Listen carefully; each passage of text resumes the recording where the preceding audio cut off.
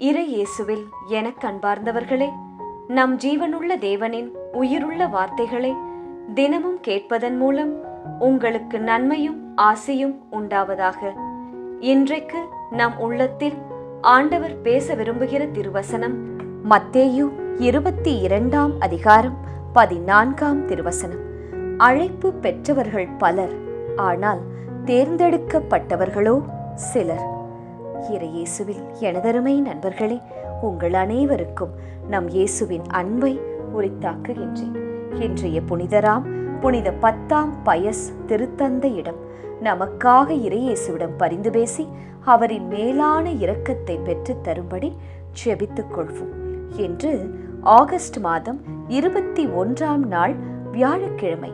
இன்று திருமண நாள் மற்றும் பிறந்த நாள் கொண்டாடும் அனைவருக்காகவும் நம் ரோசரி பிரேயர்ஸ் குடும்பத்தார் சார்பாக இறை இயேசுவிடம் ஜெபிக்கின்றேன். அவருடைய ஆசீர் முழுமையாக உங்கள் மேல் வந்து தங்கட்டும்.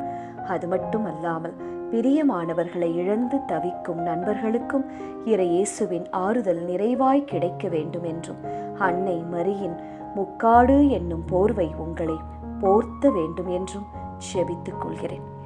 சரி நண்பர்களே, ஒவ்வொரு நாளும் நாம் அன்றைக்குள்ள திருப்பலி வாசகங்கள் மற்றும் திருப்பாடல்களைத்தான் நம் காணொளியில் தியானிக்கின்றோம்.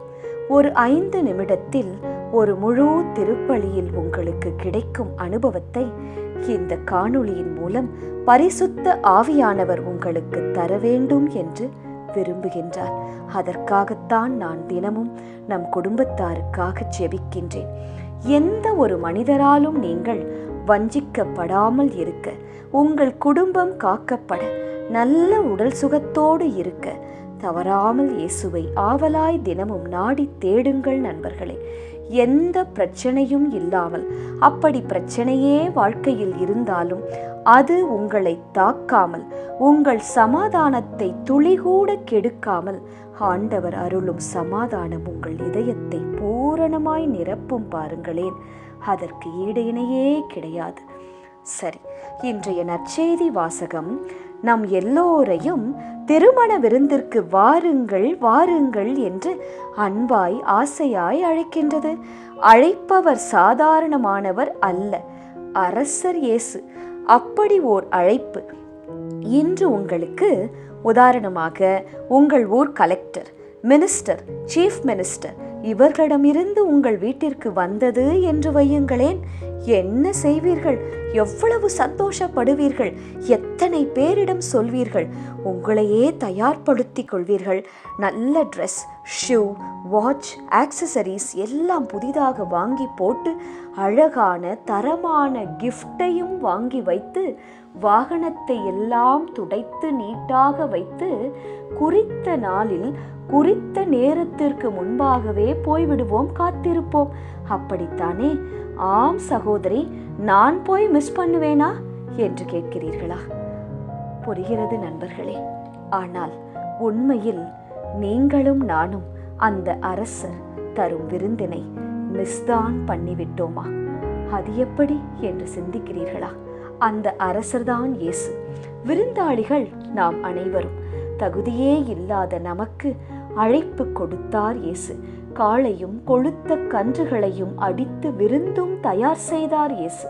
ஆனால் நாம் என்ன செய்தோம் தெரியுமா? நற்செய்தி வாசகம் தெளிவாக கூறுகிறது. இயேசு ராஜாவின் அழைப்பை பொருட்படுத்தவில்லை.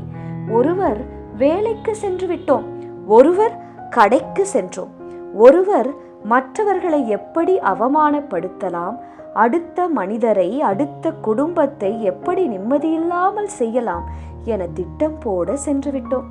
இதை பார்த்து கோபம் கொண்ட அரசராம் இயேசு தம் படையை அனுப்பி தன் அழைப்பை அலட்சியப்படுத்தினவர்களை தீக்கிரையாக்கினாராம். அழைக்கப்பட்டவர்கள் தகுதியற்று போனார்கள். ஆகையால் சாலையோரங்களில் காணும் எல்லோரையும் தேர்ந்தெடுத்து தனது இல்லத்தில், தனது விண்ணரசில் விருந்து கொடுத்து விட்டாராம் இயேசு. ஆம் நண்பர்களே, விண்ணரசுதான் இந்த நிகழ்ச்சி. உங்கள் கையில் இருக்கும் மேரேஜ் இன்விடேஷன் கார்டு எவ்வளவு மதிப்புள்ளது என்று அந்த இன்விடேஷன் கார்டு, அந்த பாஸ் உங்களிடம் இருந்து எடுக்கப்படும் வரை நம்மால் புரிந்து கொள்ள முடியாது. புரிந்து கொண்டீர்கள் என்றால் நீங்கள் கொடுத்து வைத்தவர்கள், தயார்படுத்திக் கொள்வீர்கள். இன்றிலிருந்து சின்ன சின்ன மாற்றங்களாவது நமக்குள் வரட்டும். இயேசுவின் விண்ணரசின் கல்யாண விருந்திற்கு தயாராவோம். செபிக்கலாமா?